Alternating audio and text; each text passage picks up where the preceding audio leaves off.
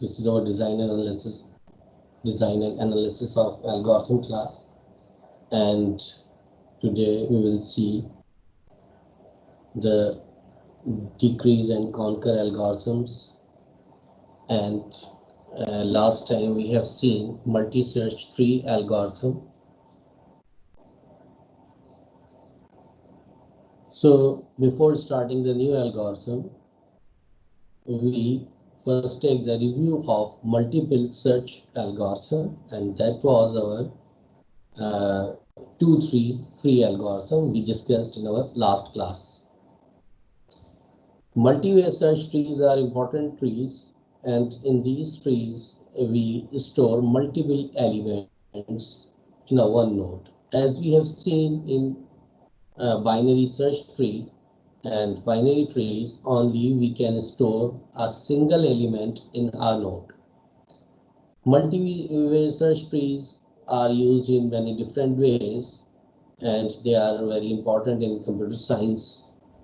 The multi-way search tree, we have discussed multi-way search tree with the name of 2-3-tree. So last time we saw what is a 2-3-tree. Actually, 2-3-tree can occupy one and two elements in the node, in a single node, and cannot occupy more than two elements in a single node, and it has three childs. So suppose we have K1 and K2. These are the two elements we are storing in the node, in a single node in ascending order. So the element which is less than K1 will become the child, and it will be on the left side of the tree. Similarly, the elements which are greater than the K2 element, K2 key, which is in the second element in the node. So the greater element always store at the right side, and they become the right child of the tree. But there is another child of the tree which is called the middle child, and this is always between the K1 and K2. It means the values we store in the middle child is always greater than K1 and less than K2. So this is actually a multi-way search tree. So last time we have seen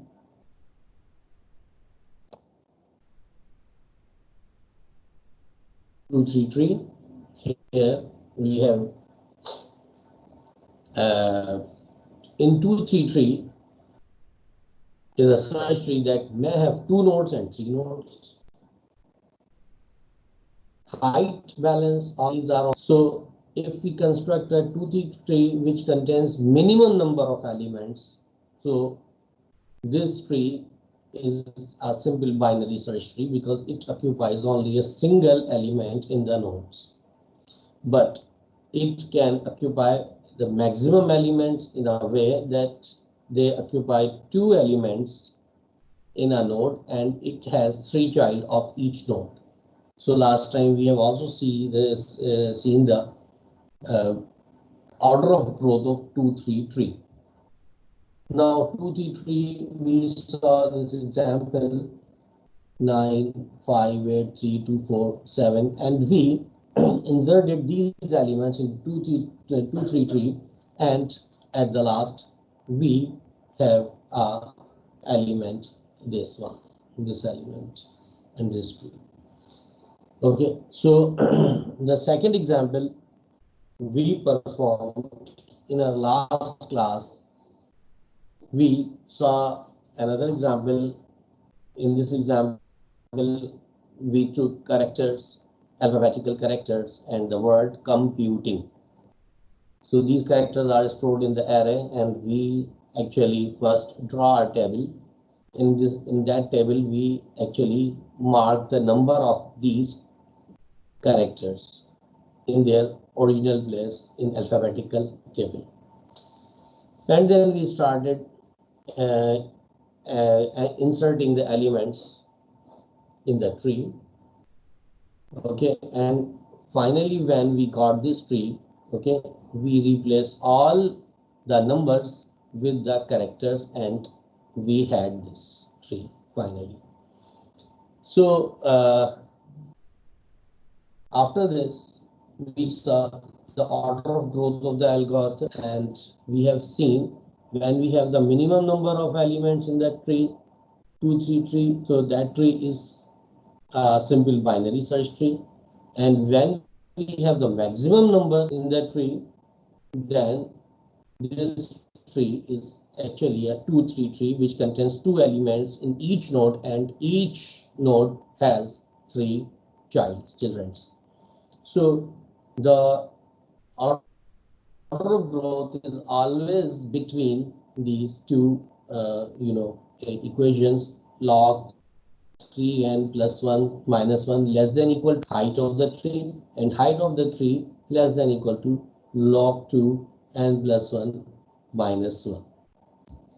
So last time we uh, actually did these order of growth and the construction of 2 3 tree, and this is the just review of your last lecture.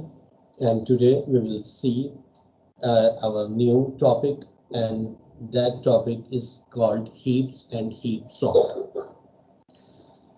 Heap and heap sort is a very important data structure in computer science, because in this data structure we use this data structure in different fields of computer science. Like we use this data structure for solving scheduling problems, computer communication. We use this for traffic management. We use this algorithm in operating system. We use this algorithm for finding smallest path among the different nodes. So this is very important algorithm, and this is called heap and heap sort. So first we construct the heaps, and then after we perform the heap sort by using construction and constructed heaps. So heap is a binary tree with keys at its node, one per node, such that it is essentially complete. It means this is a simple tree, but it's got two important properties. One property is here essentially complete. This is the property. And the other property is the key at each node is greater than key at its children. It means the parent value of the children is always greater than the key node. Okay, so first we see how we construct the heaps. So these are the illustration of the heaps and definition.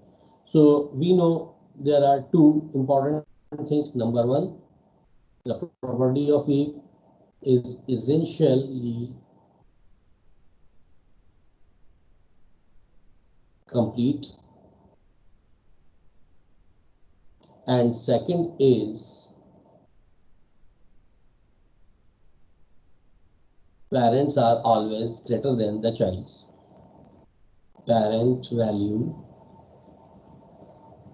is always greater than or equal to the children.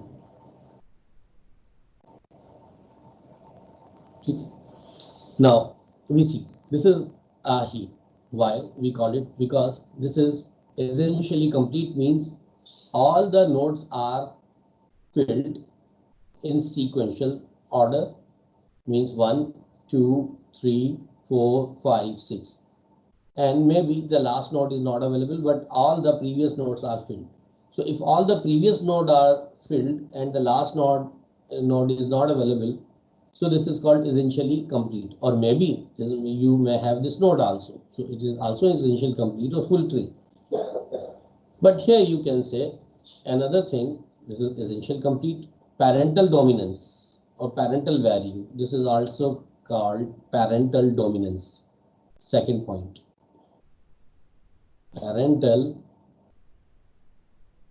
dominance. Can we see parental dominance in this? Okay, we see 5 is the parent of 4 and 2. Okay, so 5 is greater than 4 and 2. This is parental dominance. 7 is the parent of 1. So 7 is greater than 1. This is parental dominance. Yes. 10 is the parent of 5 and 7, and 10 is greater than 5 and 7. So this is parental dominance. So this tree contains two things. One is essentially complete tree, and other is it contains or it possesses the parental dominance feature. So that is why it is called a heap. Now look at this tree. Sir, Sir, I have one question. Yeah. Sir ये जो basically इस tree में हमें पहले left hand side पे के जो root level है उस पे कंप्लीशन करनी होती है, राइट? कि वो कंप्लीट हो और फिर जो है क्या कहते हैं we move to the right side, even though के राइट साइड में अगर ना भी हो तो भी फिर वो एसेंशियली कंप्लीट कहलाएगा। एम आई राइट? बिल्कुल ठीक, बिल्कुल ठीक, बिल्कुल ठीक। यानी कि whatever the elements you have, you start from the children. Suppose मैं एक और एग्जांपल दे देता हूँ आपको, ठीक है? सपोज करेंगे आपके पास, आप कोई नंबर्स बताना शुरू करें। चले आप मुझे खुद बताएं नंबर, मैं फिर उसको इंसर्ट करता हूँ।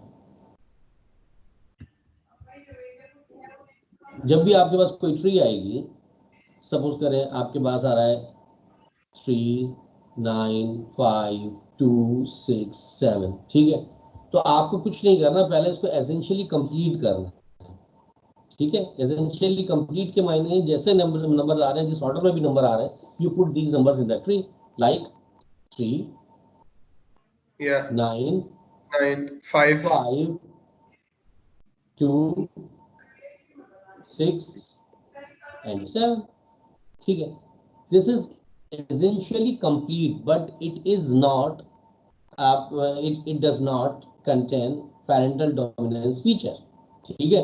तो इसको आप हीप तो नहीं कहेंगे, लेकिन ये मैं आपको एसेंशियल कंप्लीट की एग्जांपल दे रहा हूँ कि आपको जस्ट फिल करना है elements from left to right, ठीक है? अगर राइट पे कोई नहीं भी है, जब भी वो एसेंशियली कंप्लीट है, लेकिन अगर राइट पर भी आ जाता है, सपोज करें आपने कहा कि एक और एलिमेंट आ गया 8 आ गया, तो मैंने कहा कि this is essential complete and this is full tree, यानी इट कंटेन्स बोथ फीचर्स, कि एसेंशियल कंप्लीट भी है और ये फुल ट्री भी है, ठीक है? Yes sir, yes. अच्छा, next, not a heap, because all the elements contains the second feature. Second feature means parental dominance तो है। 5 is greater than 2, 7 is greater than 1, 10 is greater than 5 and 10 greater than 7। लेकिन इसमें essential complete इसलिए नहीं है कि ये वाला जो आइटम है ये आपके पास मिसिंग है, ठीक है? तो अच्छा, इसमें आ जाए, ये एसेंशियली कंप्लीट है लेकिन पेरेंटल डोमिनेंस नहीं है, because 5 is less than 6 but 5 is greater than 2, so this, because of this node, this does not possess parental dominance feature. So we can say, okay, this is essentially complete. One property is there, but the second property it is not complying the second property, so we say कि नहीं यार ये भी heap नहीं है, it is not a heap। तो अब आपको आई थिंक ये हीप के बारे में मालूम हो गया होगा कि किस तरह हम जो है वो हीप को आइडेंटिफाई करते हैं और किस तरह जो है वो हम देखते हैं कि इसमें दोनों फीचर्स हैं या नहीं है। Any question up to this point? No, it's okay sir. चलो ठीक है, Humayun. Now we start from here. Example of heap construction. So first we see the heap construction, then we insert the elements in the heap and then delete the elements in the heap. So we see different rules. So here we start. Suppose you have an array 2 9 7 6 5 8. So what we did in our last slide, we actually start inserting elements into a binary tree. Okay, it is not binary search tree. We start with binary tree. We do not think about the value of any element in the array. We just inserting the elements in a sequential order from left to right. So first 2, then 9, then 7, then 6, then 5, and then 8. So here you have fully applied the essential complete rule. So now the tree is become essentially complete. Implement parental dominance in the tree. How we do it? We first go to the last element or last node. So which is the last node? Which is 8. Okay, and now we check the parental dominance with the last node. Last node is 8 and its parent is 7. So 7 is less than 8. If it is, then you swap the element. ठीक है, अगर ये है ऐसा, if it does not possess the property of parental dominance, then you swap two elements together. So when you swap these two elements together, now you have the tree 2, 9, 8, 6, 5, 7. Here now you check the parental dominance. 9 is greater than 5, 9 is greater than 6. Okay, now here parental dominance exists, so we do not switch the elements.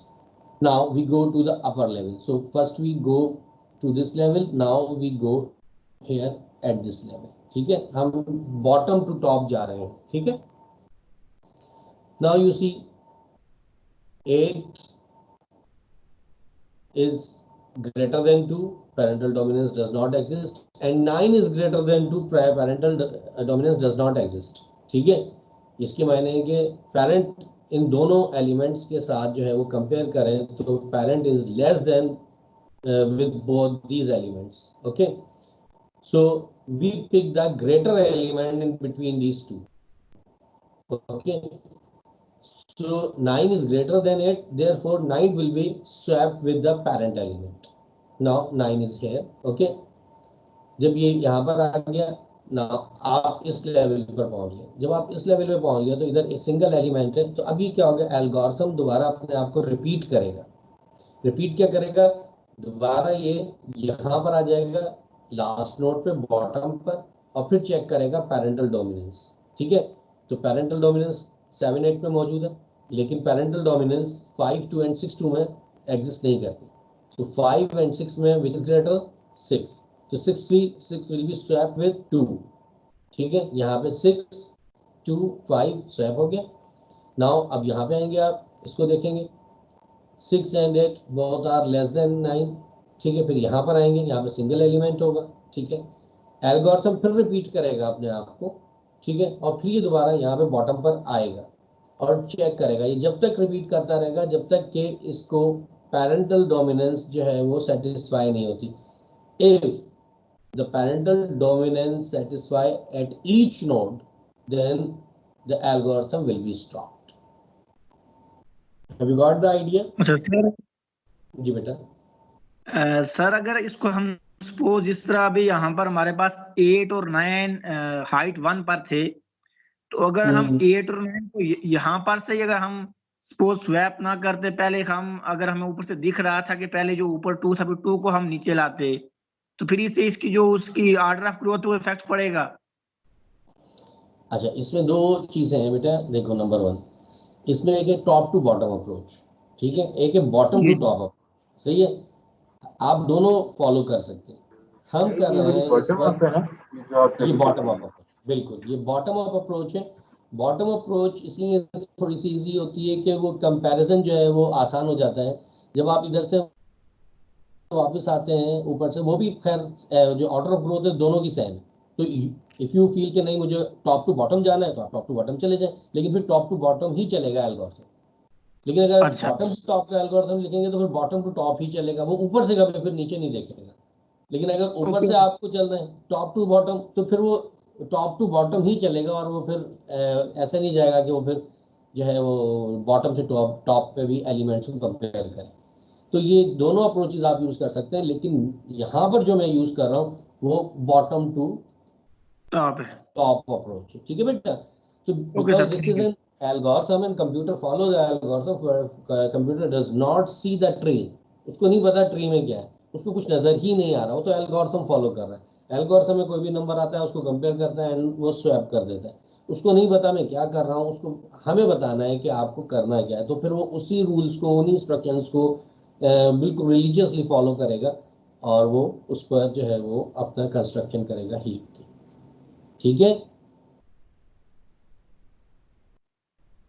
Thank any you sir. Question? Right sir. अब आगे चलते हैं, ठीक है। ये algorithm है, ठीक है, ये बहुत सिंपल सा एल्गोरिथम है, कोई इसमें ज़्यादा प्रॉब्लम नहीं है। वही जैसे मैंने आपको अभी पूरी कंस्ट्रक्शन बताई कि आपने डाउन टू वन यानी कि बॉटम टू टॉप जाना है आपने, सही है। एन ओवर टू मीन्स कि आपके पास जो भी एलिमेंट्स होंगे, total number of elements divide by two down to one, ठीक है। और फिर उसके बाद ये आपके पास जो हीप कंस्ट्रक्ट करेगा, ठीक है, और इसमें जब तक करता रहेगा वाइल नॉट का, जब तक ये सेटिस्फाई नहीं हो जाता इसका कंडीशन के, ये पैरेंटल डोमिनेंस सेटिस्फाई नहीं हो जाती आपके पास, ठीक है। यहाँ पर इसने यही किया कि जो भी एलिमेंट्स थे आपके पास एरे में एज इट इज़, उनको जो है वो ट्री में रखा फॉर लूप के थ्रू, और यहाँ पे इसने पैरेंटल डोमिनेंस चेक की, ठीक है। यहाँ पर कंस्ट्रक्शन की आपने एसेंशियल कंप्लीट, ठीक है, कंप्लीट, ठीक है, और यहाँ पे पैरेंटल डोमिनेंस चेक, डोमिनेंस। ठीक है। जब तक वो चेक नहीं हो जाती ये कंटिन्यू रहेगा, और एट द एंड वो आपको एक हीप कंस्ट्रक्ट करके देगा, ठीक है। इसमें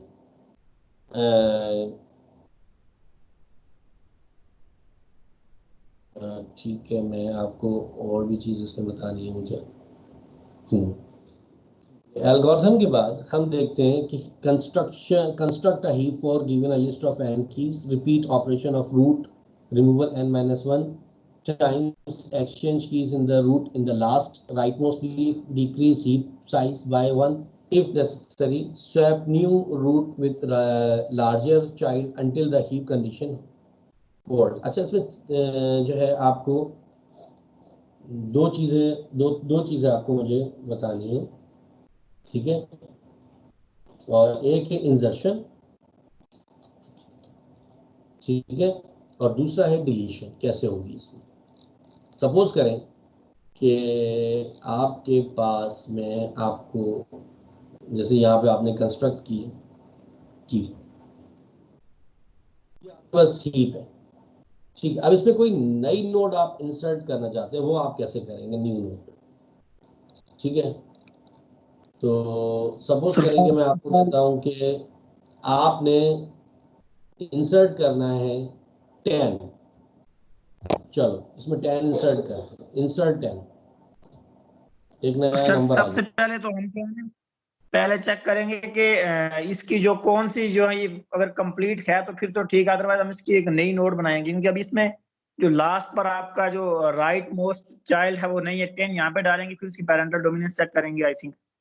बिल्कुल सही, बिल्कुल सही, आपने बिल्कुल आइडिया जो कैच कर लिया कि आपने क्या किया। सबसे पहले आपने कहा कि हाँ ठीक है, इसकी एक और नोड बनाएंगे, और हमने कहा कि ये 10 आ गया, ठीक है। Yes sir. यानी कि हमें डायरेक्टली इंसर्ट कर देना है, कहीं पर भी वो उसकी पोजीशन हो, हमें से कोई ताल्लुक नहीं है। We just insert a number, new number, सही है, and the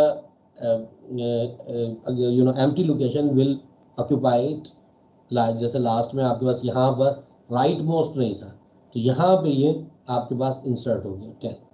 now it will check the parental dominance, ठीक है। अब यस इसने सर। देखा कि हाँ 8 is greater than 7 but 8 is less than 10, तो क्या होगा, ये 10 स्वैप ऊपर कर चला देगा, जाएगा। बिल्कुल सही।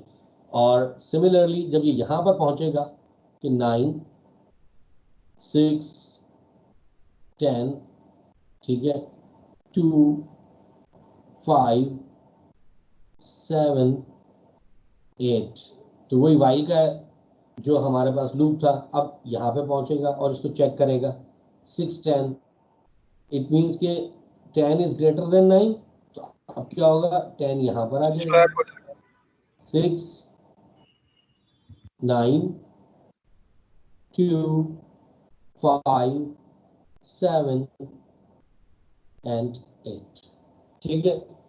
अब ये जब दोबारा पैरेंटल डोमिनेंस बॉटम से अप पर जाएगा, एक बार ये लूप और कंटिन्यू होगा, तो वो उसको पैरेंटल डोमिनेंस सेटिस्फाई हो जाएगी और आपके पास ये इंसर्ट हो गया। ठीक है। अच्छा, अब मुझे जरा इसमें ये बताइए कि अगर डिलीशन का मामला आ जाए तो क्या होगा, अगर डिलीट करना हो। सपोज करें सो कि सिंपल, आपके पास जो नोड हमें से डिलीट करने के लिए कहा जाएगा ना, उस नोड को डिलीट कर देंगे और फिर उसके बाद दोनों प्रॉपर्टीज दोबारा चेक करनी पड़ेंगी, पैरेंटल डोमिनेंस भी और जो इसका स्ट्रक्चर है जो पार्शियली कंप्लीट है वो भी। तो अगर सेटिस्फाई होगी तो ठीक है। अच्छा, मुझे सपोज करें कि इस नोड में जो मैंने अभी कंस्ट्रक्ट की है ये वाली, ठीक है, इसमें से मुझे यस डिलीट करना है 6। तो क्या करेंगे, मुझे सर 6 सब। डिलीट करना है, ये डिलीट करना है। तो सर 6 को डिलीट करना है तो आई थिंक सबसे पहले आप जो 6 के चाइल्ड्स हैं दोनों में से देखेंगे कौन सा बड़ा है जो इसकी जगह पे चला जाएगा। नहीं नहीं नहीं नहीं नहीं, अब मैं बताता हूँ इसके रूल क्या है। बहुत सिंपल सा रूल है, बहुत सिंपल सा रूल है इसका। ये पहले मैं एक दो चीज़ें रिमूव कर दूँ ताकि आपको क्लियर हो जाए। ठीक है। The rule is very simple. The node you want to delete, you first swap that node with the last node। ठीक है। जो भी नोड आप डिलीट करना चाहते हैं उसको स्वैप किससे करेंगे, लास्ट नोड। लास्ट नोड से। ठीक है। तो अगर आप उसको लास्ट नोड से स्वैप करेंगे तो हमारे पास लास्ट नोड क्या है, 10। ठीक है। लास्ट नोड है 8, 8 से स्वैप कर देंगे। ठीक है। Then 2, then 5, then 9, then 7 and then 6। ठीक है। अब आप क्या करेंगे, अच्छा सर, लास्ट नोड को डिलीट कर। सर ठीक जब है। हम इसको स्वैप करेंगे तो स्वैप में बहुत सारे ऑपरेशंस लगेंगे, क्योंकि देखें 6 की और 8 की जो पोजीशंस हैं वो तो बहुत दूर दूर है ना सर। हाँ बिल्कुल ठीक है, लेकिन वो क्या करेगा, उसका सिंपल है कि अब आपने कहा कि मुझे 6 डिलीट करना है। ठीक है। वो इंडेक्स पोजीशन पे जाएगा 6 की, और उस इंडेक्स पोजीशन पे 6 को जो लास्ट पोजीशन है उसको, बहुत सिंपल सा एल्गोरिथम हो गया ना, लास्ट पोजीशन पिक करेगा, size of the array, last element. ठीक है। Swap with the index element that you want to delete. ठीक है। उसने स्वैप किया और उसने लास्ट इंडेक्स की जो वैल्यू थी हमारा उसको डिलीट कर दिया एरे से। तो अब वो लास्ट तो खत्म हो गया। अब वो पैरेंटल डोमिनेंस चेक करेगा। तो अब आपके पास रह क्या गया, देखें 10 रह गया, 8 रह गया, 9, ठीक है, and then 2, and then 5, and then 7। ठीक है। अब now check the parental dominance. तो उसने कहा कि 8, 5 पैरेंटल डोमिनेंस है, 9, 7 पैरेंटल डोमिनेंस है, 10, 8, 9 पैरेंटल डोमिनेंस है। ठीक है, ही सही है। Got the idea. हुमायूं, इनाम सुन रहे हैं आप? हेलो जी बेटा, यस सर। समझ में आ गया, क्लियर हो गया कि डिलीशन का क्या रूल है, इंसर्शन का क्या रूल है, कंस्ट्रक्शन क्या क्या यस रूल है। सर। ठीक है, ठीक है। तो इसमें any yes question up sir. To this point, और वो शुड वी मूव? ठीक है। तो इट मीन्स कि आप लोगों को ये क्लियर हो रहा है। अच्छा, तो अभी जो है वो कितने लोग आ चुके हैं, गोहीर भी मौजूद हैं, ठीक है, हुमायूं, जवेरिया, मोहम्मद, माज सिद्दीकी, राफे, शुएब, सैयद, उमर अहमद। ठीक है, ये आप लोग मौजूद हैं। ठीक है, आप लोगों को समझ में आ रहा है? सर मैं थोड़ा अभी अभी आया हूँ तो थोड़ा हाँ समरी दे सकते हैं? हाँ बेटा, हम डिस्कस कर रहे थे हीप कंस्ट्रक्शन, हीप में आपके पास मैंने यहाँ पर बेटा बताया था आपको दो चीजें कि हीप जो है वो आपके पास प्रायोरिटी क्यूज होती हैं और ये बड़ी इंपॉर्टेंट डेटा स्ट्रक्चर है। इसमें आप मुख्तलिफ जगहों में डेटा स्ट्रक्चर यूज करते हैं। आप इसको ट्रैफिक मैनेजमेंट में ठीक है, इसके सिंपल ट्रैवलिंग सेल्समैन प्रॉब्लम में इसका यूज होता है। जहाँ पे भी प्रायोरिटी क्यूज बनती हैं, जहाँ पे आप के पास किसी चीज़ की हाई प्रायोरिटी होती है, उसको पहले कंप्लीट करना पड़ता है। जैसे ऑपरेटिंग सिस्टम में आपके पास टास्क स्केड्यूलिंग होती है, वो भी प्रायोरिटी क्यूज के थ्रू होती है। तो कहने का मकसद है कि we use these heaps and heaps, okay. Then we saw कि अगर ही आपको हीप कंस्ट्रक्ट करनी है तो there are two properties of heap. The one is essentially complete and parental dominance. Essentially complete means कि you start inserting elements in the binary tree, सही है, in a simple way. So you do not think about the elements and the number elements are greater or less.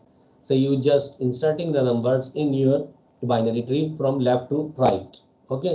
So this is called essentially complete. And at the end, you see the parental dominance in the tree के जो भी आपका child है वो कभी भी greater than नहीं होना चाहिए पेरेंट से। तो parent is always greater than with the child. तो ये जो हमने यहाँ पर इसकी प्रॉपर्टी देखी थी, the key at each node is greater than equal two keys at its children. ठीक है, तो हमेशा चिल्ड्रन से बड़ा होगा आपके पास पेरेंट। ठीक है, यहाँ पे ये हमने एग्जाम्पल कंस्ट्रक्ट की और ये कंस्ट्रक्ट करने के बाद हमने इसमें दो चीज़ें और देखी कि first we constructed our heap, okay, and we insert the elements in a way that we insert in binary tree, ठीक है, and then we check the parental dominance in the tree, and finally we have a constructed heap, okay. Then we saw two operations, one के deletion कैसे होगी आपके पास और insertion कैसे होगी। तो इंसर्शन में हमने पहले यहाँ पर 10 ऐड किया, then we check the parental dominance, ठीक है, and we finally constructed heap again, ठीक है। The second operation was deletion कैसे होगी। तो first we selected any node, so the rule is you just swap the node which you want to delete with the last element of the heap, and then you delete the last element, and then you check the parental dominance, ठीक है। तो these are the two operations, insertion and deletion, ठीक है। और ये बड़े simple से operations हैं और इस तरह आप अपनी प्रायोरिटी क्यूज बना लेते हैं, ठीक है। और जिस तरह इसमें ओके सर, ठीक समझ है। में आ गया। अभी प्रायोरिटी क्यों कहते हैं आप इसको प्रायोरिटी क्यों, जरा आप ये भी देख लें कि जब मैं अगर इस की बात करूं, इस वाली ट्री, ठीक है, अच्छा ये फाइनली ये बन गई थी, ये बन गई थी जब आपने इंसर्ट किया। तो इंसर्ट करने के बाद आपके पास एलिमेंट्स ही आ गए थे। तो अगर मैं इसमें देखूं तो आप देखिए कि यहाँ पे आपके पास क्या आ जाएगा, 10, ठीक है, 6, 9, ठीक है, 2, 5, 7 and 8. So these are the number which are in the queue. Queue means के आपके पास ये क्यू में एलिमेंट्स आ गए। आप इस क्यू को क्या कर सकते हैं कि इस क्यू को अगर आप सॉर्ट कर लें तो इसको हीप सॉर्ट कहते हैं। अच्छा, इस क्यू को सॉर्ट कैसे करेंगे इसको हम देखेंगे यहाँ पर, और फिर हम देखेंगे कि किस तरह इसकी सॉर्टिंग करके हम इसकी प्रायोरिटीज को इसको प्रायोरिटी क्यू भी कहते हैं, ठीक है। तो फर्स्ट वी कंस्ट्रक्ट क्या किया, heap, then we saw insertion operation, then we saw deletion operation, okay. अब now we construct heap sort, okay. Now look at this is heap sort. अच्छा, अगर मैं ये देखूं कि sort the list 2 9 7 6 5 8 by heap sort, तो there are two things we have to do. First, आप इसकी हीप बना लोगे। अच्छा, अब आप इसकी हीप बनाओगे तो सबसे पहले तो आप इसको जब हीप कंस्ट्रक्ट करोगे तो वो कैसे, पहले तो आपने इसकी एसेंशियल जो है वो देखना है कि एसेंशियली कंप्लीट है। तो आप क्या करेंगे, 2 9 10 7 then 6 then 5 then 8। ठीक है, नाउ पेरेंटल डोमिनेंस चेक करेंगे। 5 सर 6 9। जी बेटा। सर ये स्टेज 1 में 1 कहाँ से आया? ये बिल्कुल स्टार्ट में। ये 1 मेरे ख्याल से इसमें होगा, इधर लिखा नहीं है, मुझे भी लिखना पड़ेगा। एक मिनट में दोबारा इसको देखता हूँ कि किसी एग्जाम्पल में सर आई 1 थिंक कहाँ ये से आया। 2 1 की 1 जगह इसमें पे कहीं 1 नहीं है। होता है। 1 1 हाँ, ये 2 हाँ ही है सर। बेटा, इसमें 2 है। 2 9 7 6 5 8। ठीक है, तो 2 9 7 6 5 8 की जब फाइनली हम अब आपको कंस्ट्रक्शन तो मालूम हो गई ना, ठीक है, कि हम कैसे कंस्ट्रक्ट करते हैं। तो मैं अब फाइनली इधर कंस्ट्रक्ट कर रहा हूँ कि सारे स्टेप्स मैंने फॉलो किए, essentially complete, parental dominance, and finally मेरे पास जो हीप होगी वो 9 6 8 2 5 एंड देन 7। अब आप देखिए कि एसेंशियली कंप्लीट भी है, पेरेंटल डोमिनेंस भी है, 6 greater than 2 5 8 greater than 7 and 9 is greater than 6 है। तो ये आपके पास कंप्लीट हो गई हीप। यानी कि पहले आपको कोई भी एरे दिया जाएगा, उससे आपको क्या करना है, हीप कंस्ट्रक्ट करनी है। जब आपके पास हीप कंस्ट्रक्ट हो जाएगी तो हम इस पर जो ऑपरेशन अप्लाई करेंगे, अब इसको हीप सॉर्ट कर रहे हैं। क्या हमारा पर्पज है, सॉर्टिंग। ये ज़रा याद रखना, हम सॉर्टिंग करने जा रहे हैं। ठीक है, तो सॉर्टिंग में बहुत सिंपल सी इसका रूल है, वही कि when you want to sort the heap, so you actually delete the element first. ठीक है, और वो जब डिलीट करेंगे आप उसको, तो उसका डिलीट का क्या रूल है कि जब आप डिलीट करेंगे तो आपको स्वैप करना पड़ता है लास्ट एलिमेंट को। ठीक है, अच्छा, यहाँ पर सॉर्टिंग के लिए डिलीट जब आप करेंगे लास्ट एलिमेंट, तो उसको किसके साथ स्वैप करेंगे, रूट नोड के साथ। ठीक है, फर्स्ट स्टेप कि you delete the element, last element, but you delete it by swapping the last element with the root. तो अब मैं क्या करूँगा, रूट पे मैं 7 को लेकर जाऊँगा। अब आप ज़रा देखिएगा कि मैं कैसे इसको करता हूँ।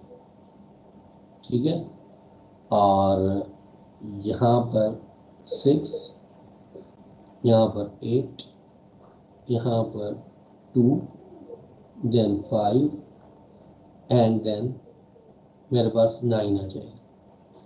जब ये 9 आ जाएगा तो 9 को मैं डिलीट करूँगा, लेकिन डिलीट ऐसे करूँगा कि मैं इसको एक दूसरे एरे में रखना शुरू कर दूँगा। सपोज करें कि वो एरे मेरे पास था इस तरह, यानी कि मुझे एक नया एरे बना लिया मैंने, और वो मैंने एक नए एरे में रखना शुरू कर दिया इन एलिमेंट्स को। तो 9 मैंने डिलीट कर दिया और उसको एक न्यू एरे में डाल दिया। ठीक है, तो अब मेरे पास जो फाइनली 3 आ गई। अब उसमें पेरेंटल डोमिनेंस चेक होगी। पेरेंटल डोमिनेंस जब चेक होगी तो 2 5 6 8 सही है। तो 6 8 मीन्स के 6 7 इज ग्रेटर देन 6 सही है, लेकिन 8 इज लेस देन 7। तो 8 कहाँ चला जाएगा, यहाँ पर रूट नोड पे। 6 7 2 5। ठीक है, अब 9 तो डिलीट हो चुका है और वो हमने एक सेपरेट एरे में रख दिया। अब हम क्या करेंगे, 6, तो 6 को स्वैप किसके साथ करेंगे, रूट के साथ। तो जब इसको हम स्वैप करेंगे तो आप देखेंगे यहाँ पे आ जाएगा आपके पास 6, यहाँ पे आपके पास आ जाएगा सॉरी 6 नहीं क्या है, 5, सॉरी ये 5,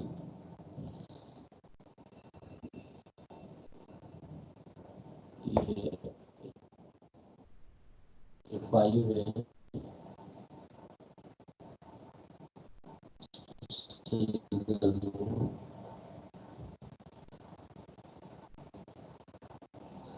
ठीक है, 2 and 8। तो लास्ट एलिमेंट क्या है 8, तो 8 को डिलीट करूंगा,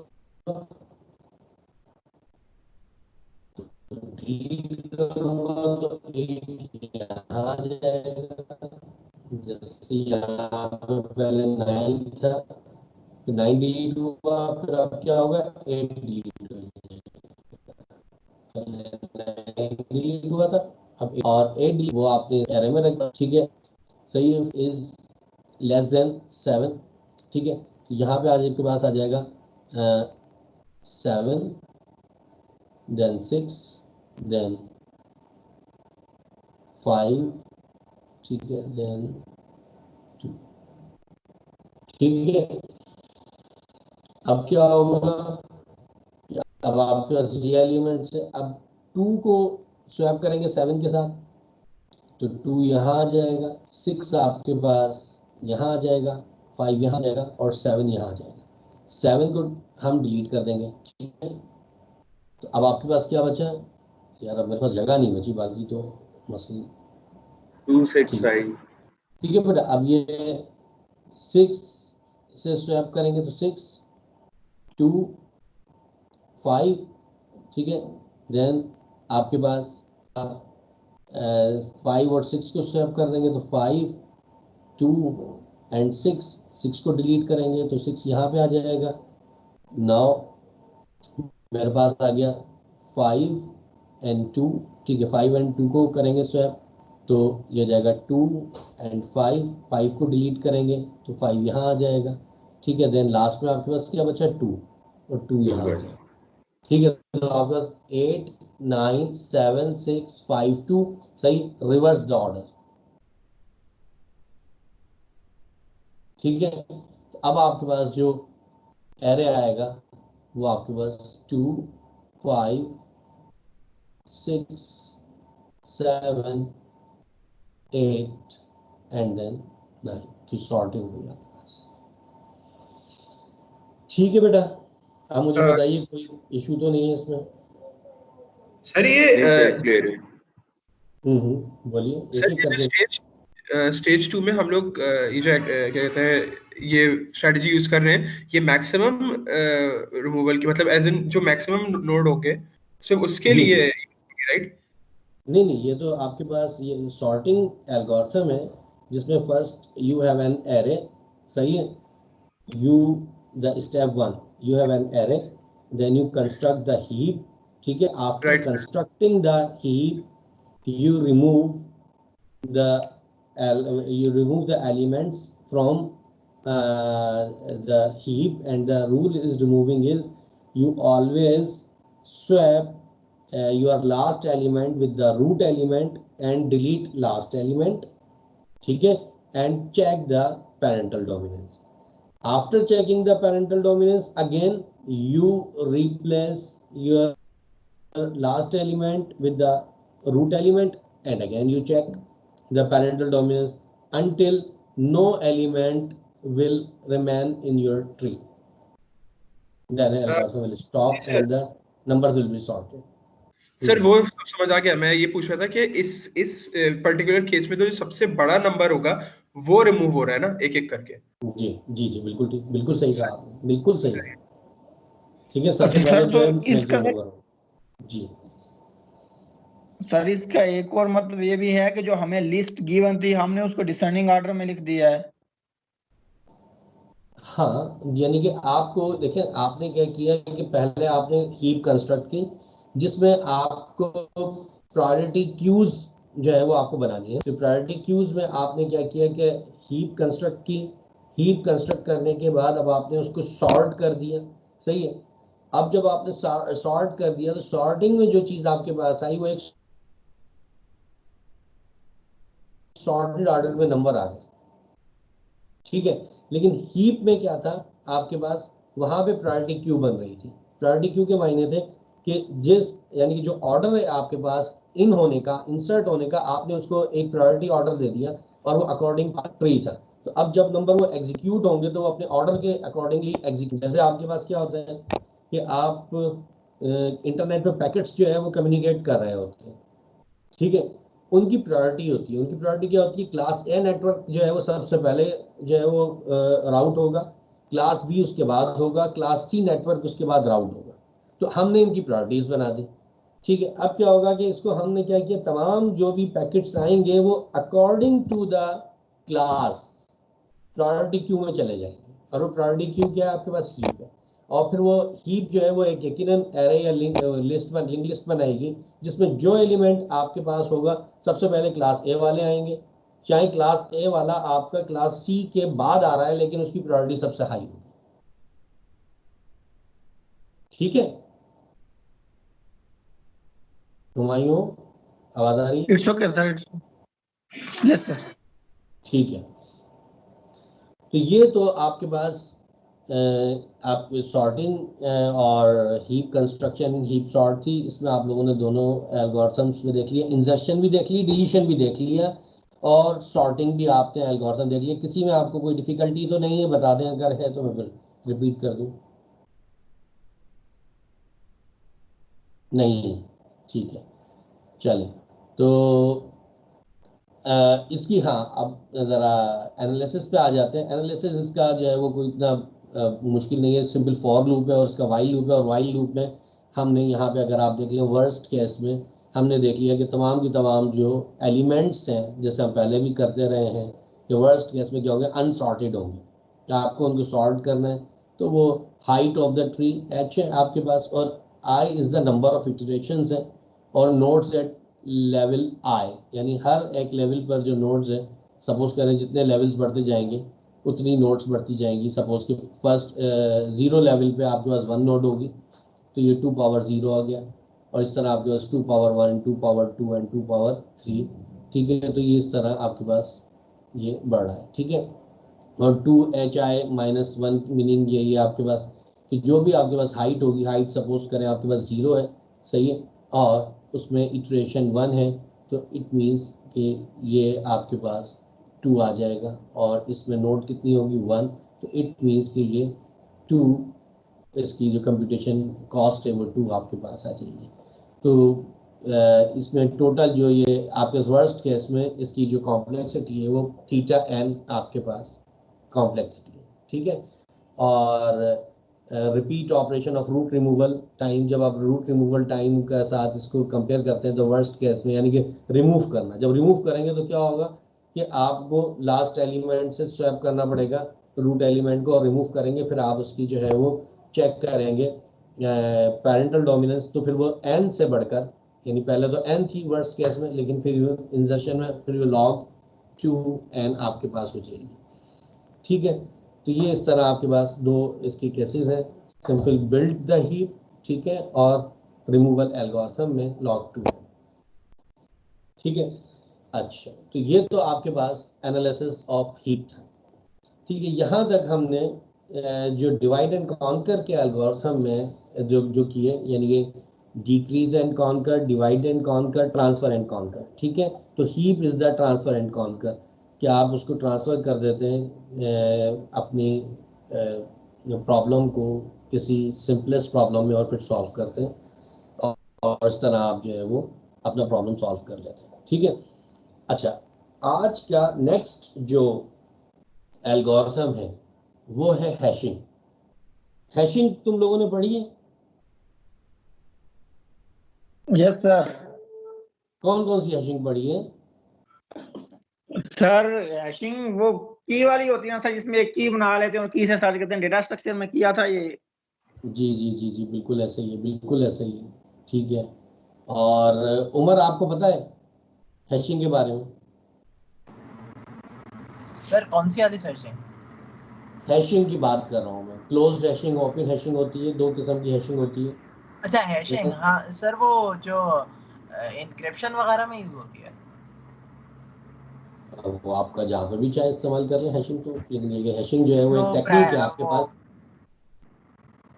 की जो होती है ना अच्छा, जिसमें, जी जी जी बिल्कुल की होती है आपके पास इसमें, सही। अच्छा ठीक है, चले मैं इसको थोड़ा सा आपको एक्सप्लेन करता हूँ, ठीक है। और मैं आपको एक्सप्लेन करता हूँ इसके बारे में कि हैशिंग होती क्या है और किस तरह हम इसको यूज़ करते हैं। ठीक है,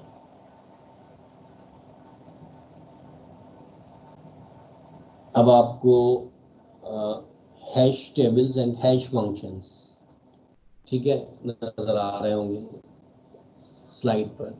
can you see hash tables अच्छा एंड सर, हैश फंक्शन? जी सर वो जो आगे जो पीछे वाले चैप्टर में आगे जो हॉनर्स रूल था एल्गोस वाला पॉलिनोमियल की एवोल्यूशन के लिए, वो नहीं करेंगे हम? हाँ बिल्कुल, आपने अच्छी बात की, मैं आपको खुद बताना चाह रहा था, याद दिला दिए।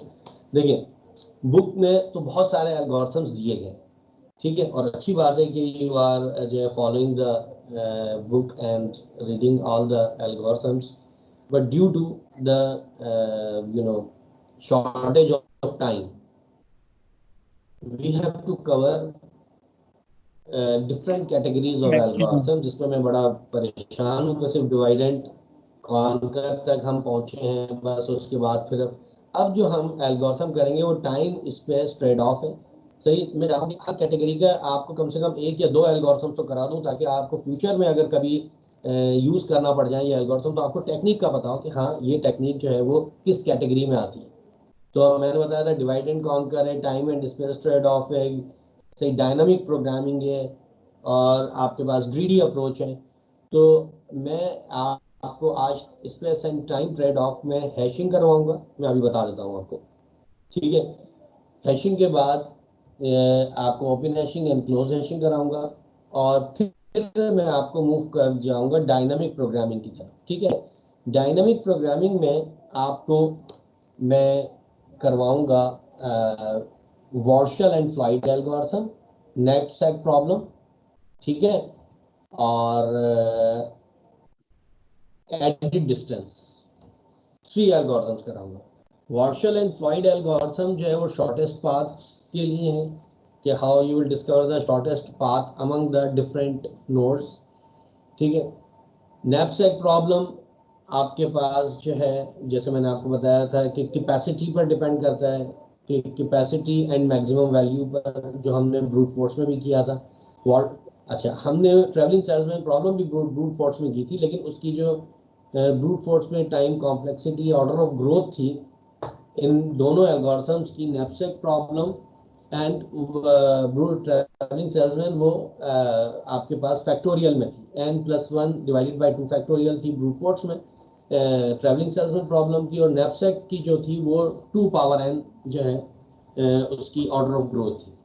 लेकिन जब यही चीज़ डायनामिक प्रोग्रामिंग में जाएगी तो इसकी ऑर्डर ऑफ ग्रोथ एकदम डिक्रीज हो जाएगी, यानी कि जो एल्गोरिथम्स ब्रूट फोर्स में मिलियन ऑफ पेयर्स ले रहे थे सॉल्व करने के लिए बड़े से बड़ा प्रॉब्लम, वो अब आपके पास n स्क्वायर में सॉल्व हो जाएंगे, ठीक है। सिमिलरली ग्रीडी अप्रोच पे फिर हम जाएंगे, और ग्रीडी अप्रोच में हम कुछ एल्गोरिथम्स करेंगे, और उनमें आपको मैं बता देता हूँ, प्रिम्स एल्गोरिथम, क्रिस्टल एल्गोरिथम्स होगा, और आपके पास जो है वो हफमैन कोडिंग होगी, कंप्रेशन फॉर्मेट के लिए होगा आपके पास, ठीक है।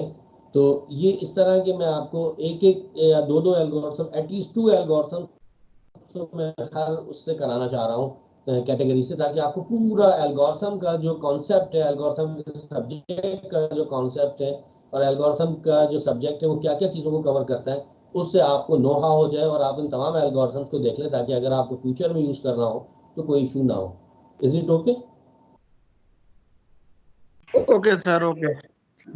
ठीक है, तो इसलिए मैं कुछ एल्गोरिथम्स जो है वो छोड़ रहा हूँ, सही है। वो आप लोग मुझे इसलिए मैं छोड़ रहा हूँ कि वो इजी एल्गोरिथम्स हैं, और आपने चूंकि इतने एल्गोरिथम्स डिस्कस कर लिए हैं हम लोगों ने, तो आप उन एल्गोरिथम्स को खुद भी जो है वो समझ सकते हैं, और अगर नहीं आपको समझ में आ रहा, नो इशू, कोई मसला नहीं है, आप मुझसे प्राइवेटली कोई एक्स्ट्रा टाइम ले लें, या मुझे ईमेल कर दें, या मुझे व्हाट्सएप कर दें कि सर ये चीज़ इस एल्गोरिथम में आप मुझे समझा दीजिए, तो वो मैं आपको एक्स्ट्रा टाइम में समझा दूंगा। कोई भी शख्स अगर कोई काउंसलिंग आवर चाहता है तो मुझे सिर्फ व्हाट्सएप या ईमेल कर दें कि सर मुझे ये जो है वो काउंसलिंग चाहिए, तो फिर वो हम टाइम डिसाइड कर लेंगे। इज इट ओके बेटा?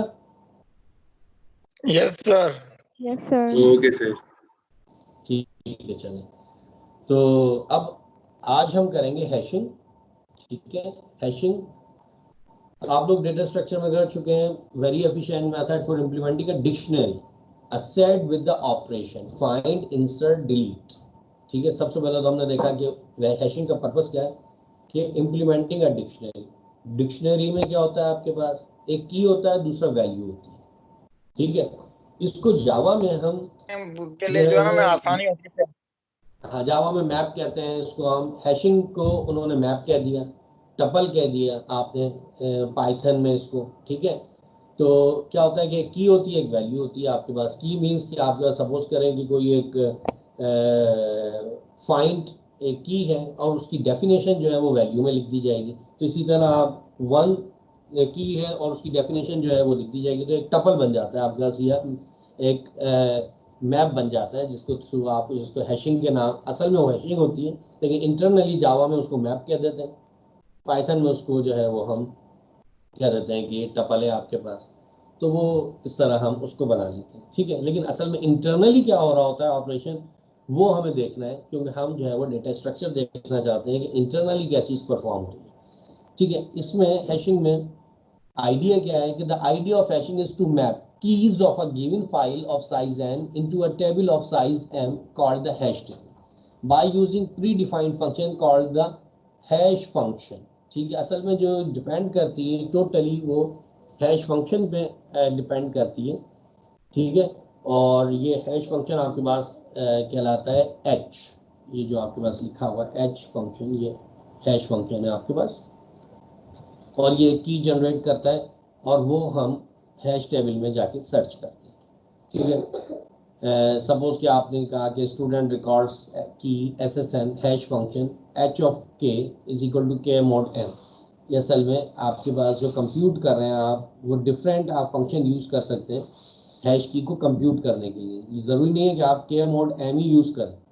ठीक है, मुख्तलिफ अपनी हैशिंग की एफिशिएंसी को इंक्रीज करने के लिए आप कोई भी फंक्शन यूज़ कर सकते हैं, लेकिन जो प्रिवेलेंट है वो ये है कि के मोड एम यूज़ कर लिया जाए, तो वो ज़्यादा सिंपल रहता है आपके, where M is some integer, typically prime M. ठीक है, अब हम इसको कैसे इम्प्लीमेंट करते हैं तो उसको भी एग्जाम्पल के थ्रू हम देखेंगे।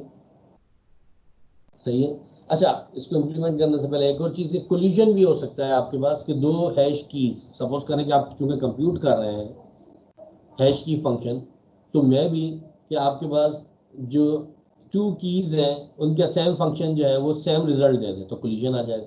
सपोज करें कि आपने एक वर्ड था उसकी हैश की कंप्यूट की, फिर दूसरा वर्ड है उसकी हैश की कंप्यूट की, और दोनों की जो है वो सपोज करें 3 और 3 आ गई। ओहो, तो आप क्या करेंगे, एक सेल में, सेल तो आपके पास 3 मौजूद होगा, क्या इस पर आप जो है वो की वैल्यूज 2 रखेंगे?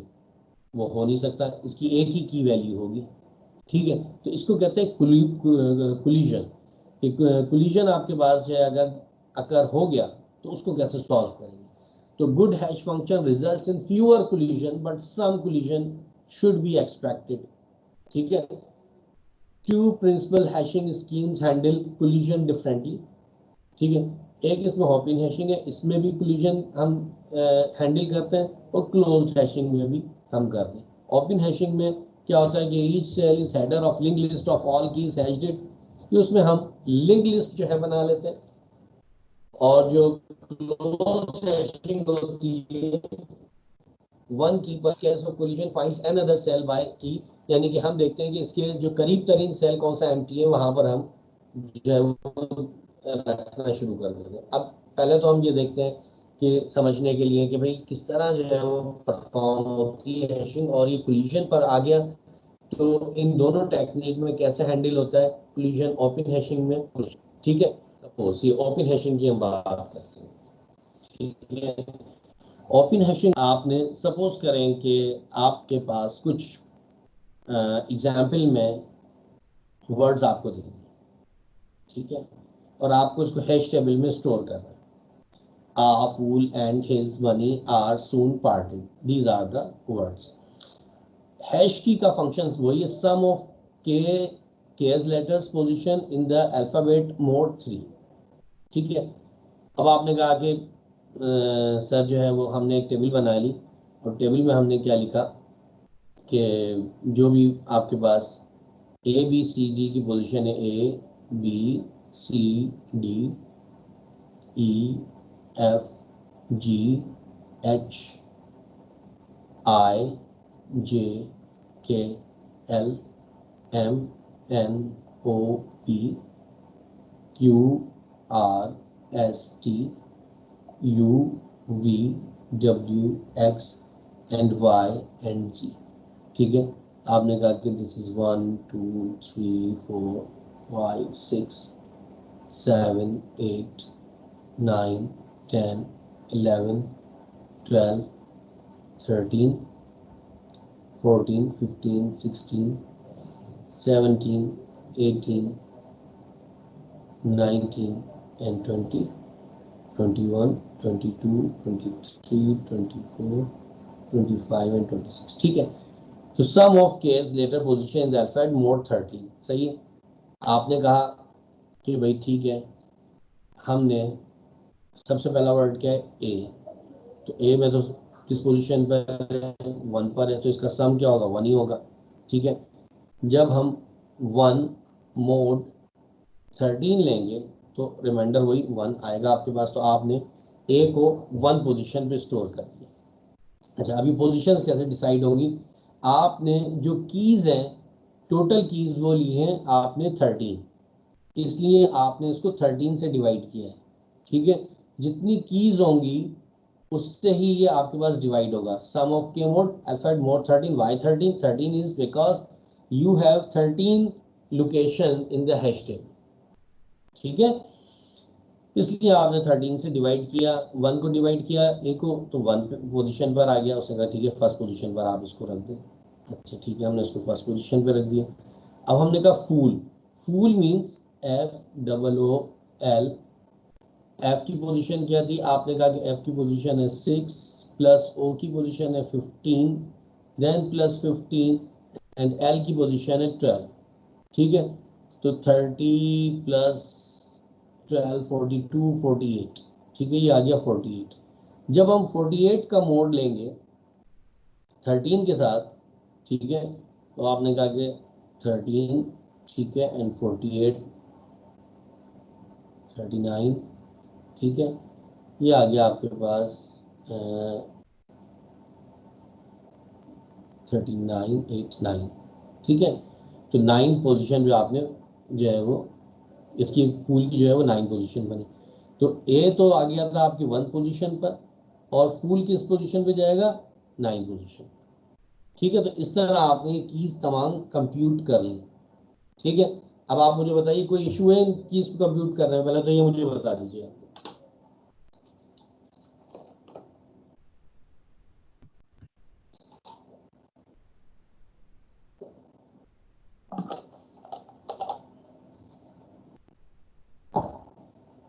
अच्छा, मेरी आवाज आ रही है आप सब लोगों को, आप मौजूद हैं?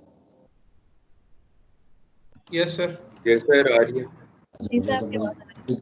फिक्र हो गई कि आप लोग अच्छा आप कंप्यूट कर रहे होंगे ये चीज. चलें कर लें, एक दो कंप्यूट कर लें, फिर मुझे बताइए, फिर मैं इसको आगे चलते हैं. फिर इसको कि ये सारी जो है वो इस मेथड के थ्रू जो मैंने मेथड लिखा है आप कंप्यूट कर सकते हैं और यही वैल्यूज आ रही हैं.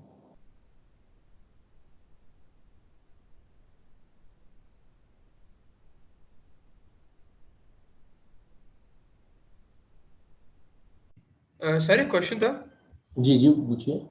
सर जैसे इसमें तो उन्होंने बताया हुआ कि हम मॉड 13 ही लेना है, राइट?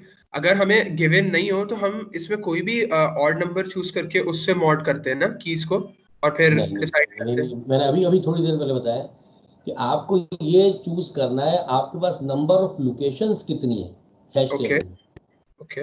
आपने कहा कि मेरे पास 13 नंबर ऑफ लोकेशंस हैं. ये आपने देखा हैश टेबल बनाई हुई है व्हाइट कलर से, ये 0 1 2 3 4 5 6 7 8 9 10 11 12. इट मींस कि अगर आपके पास जितनी भी नंबर ऑफ लोकेशंस होंगी वही आपके पास डिवाइडर होंगे. लेकिन सर अगर नहीं हो हैश टेबल बना हुआ फिर हाँ, जैसे सपोज करेंगे मैंने ही आपको कहा, एक कुछ आपको वर्ड्स दे दिए एग्जाम में, सपोज करें, जी ठीक है, सर जी और मैंने आपको ये नहीं बताया कि इसको किस हैश टेबल में रखना है, कि जी उसकी लोकेशंस कितनी है, वो आपको डिसाइड कर ले। राइट और ये यूजुअली आपके पास जो है वो ऑड नंबर्स में ही होती है, राइट सर ठीक है ना, ऑड नंबर्स में ही ठीक होती है। तो बेहतर ये है कि आप जो है वो इसको, लेकिन ये 13 जो मैंने बताया कि वो क्या चीज़ है, 13 is the number of locations, right ठीक है। सर तो वो एम लोकेशंस आपके पास हैं, ठीक है। तो इनको कहते हैं एम लोकेशंस। अभी थोड़ी देर के बाद हम इसकी वो कॉम्प्लेक्सिटी ओके भी सर देखेंगे, तो याद रखिएगा एम लोकेशंस है और एन आपके पास कीज हैं जो आप स्टोर कर रहे हैं, ठीक है। आगे राइट चलें, सर यस जी ठीक है। तो अब आप ये देखें कि आर और सून, ठीक है, इनमें दोनों में कोलिजन आ गया, ठीक है। जब कोलिजन आ जाएगा तो पहले तो सबसे पहले आपके पास क्या मौजूद था, आर। तो आर तो स्टोर हो गया 11 पोजीशन पर, ठीक है। लेकिन जैसे ही आपके पास सून आएगा तो वो 11 पोजीशन पर जाएगा और एक लिंक लिस्ट क्रिएट हो जाएगी, और उस लिंक लिस्ट में ये सून जो है वो आपके पास स्टोर होगा। यानी आर के बाद ये एक आपके पास सेल है जो हैश टेबल का सेल है आपके पास। इस सेल पे जैसे ही कोलिजन आएगा तो इस पे एक लिंक लिस्ट क्रिएट होना शुरू हो जाएगी, ठीक है। अब कोई भी नंबर अगर 11 इसके बाद भी कंप्यूट हुआ तो वो लिंक लिस्ट में स्टोर होगा। इस तरह जिस जगह पे भी कोलिजन आएगा ओपन हैशिंग में, वहां पे लिंक लिस्ट क्रिएट होना शुरू हो जाएगी, ठीक है। तो इट मीन्स कि आपने देखा कि हाँ ठीक है, आपके पास कोलिजन आ रहा है तो कोई इशू नहीं है। आपने जब सर्च करेंगे आप की को, सपोज करें सून सर्च होगा तो सून का सबसे पहले नंबर जनरेट होगा, यानी की जनरेट होगी, और जनरेट हुआ 11, तो डायरेक्टली वो 11 पे जंप करेगा।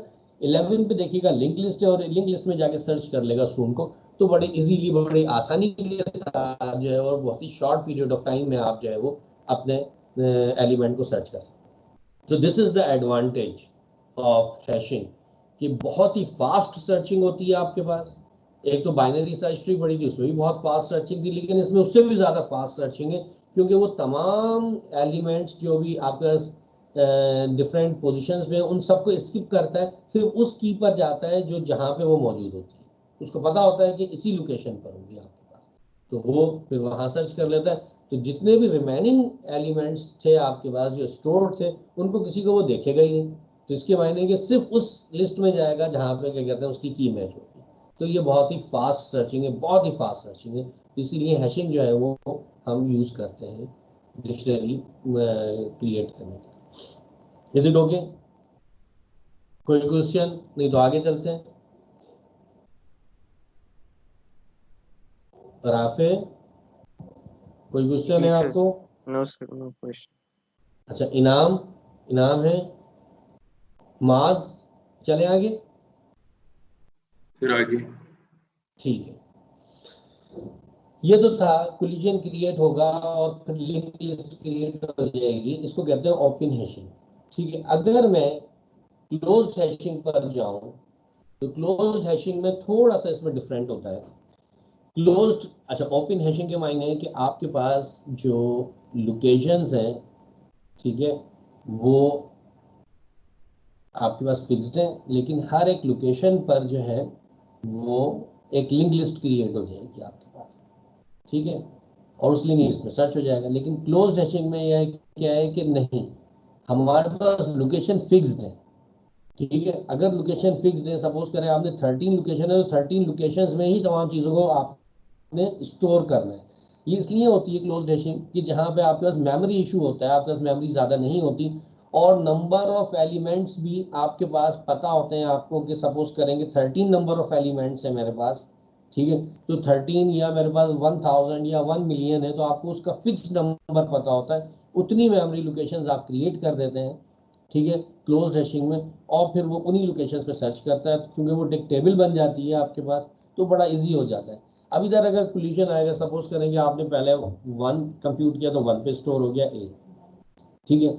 फिर आपने जो है वो फूल को कंप्यूट किया तो फूल फूल स्टोर हो गया। फिर आपने एंड को कंप्यूट किया, उसका 6 आया तो वो 6 पे स्टोर हो गया।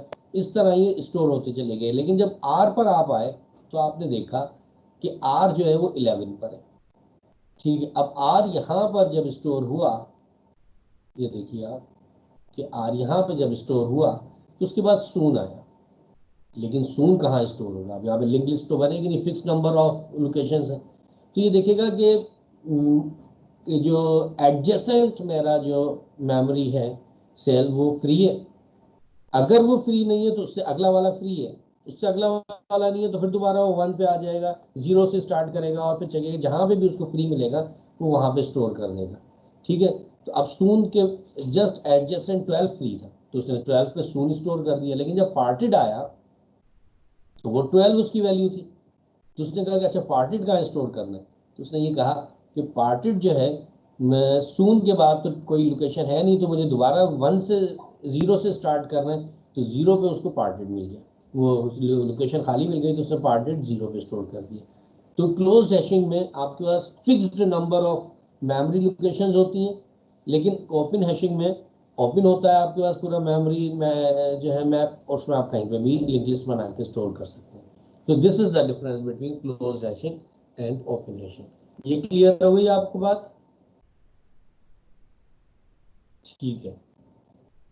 अच्छा, इसमें every number of probes in successful search and unsuccessful search, ठीक है। ये हम जब हैशिंग की बात करते हैं ओपन हैशिंग की, तो इसमें सक्सेसफुल सर्च और अनसक्सेसफुल सर्च होता है, और ये जो अल्फा होता है ये आपके पास होता है n/m, सही है। n is the total number